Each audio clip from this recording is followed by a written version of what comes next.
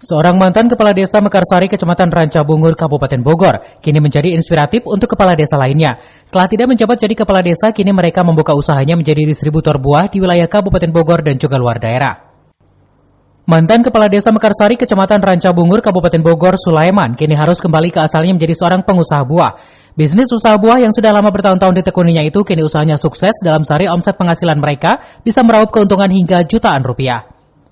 Sulaiman membuka usaha di rumahnya di Kampung Sukajadi RT 02 RW 02 Desa Mekarsari, Kecamatan Rancabungur. Setiap harinya banjir pesanan dari para pedagang yang ada di wilayah Kabupaten Bogor maupun luar daerah. Sementara pesanan buah-buahan yang sekarang lagi banyak diminati pedagang seperti buah jeruk, semangka, pepaya California, dan buah-buahan lainnya.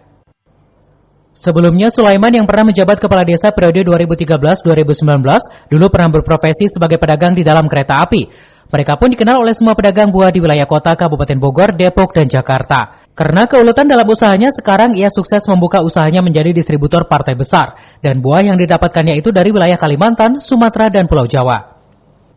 Sementara para pedagang yang menjadi langganan membeli di tempatnya dari para pedagang buah yang ada di Pasar Parung, Pasar Induk Kemang, Pasar Bogor, bahkan pedagang pasar tradisional lainnya yang ada di wilayah Jabodetabek. Setelah jadi kepala desa 2019 akhir, saya langsung bergelut di itu usaha buah-buahan.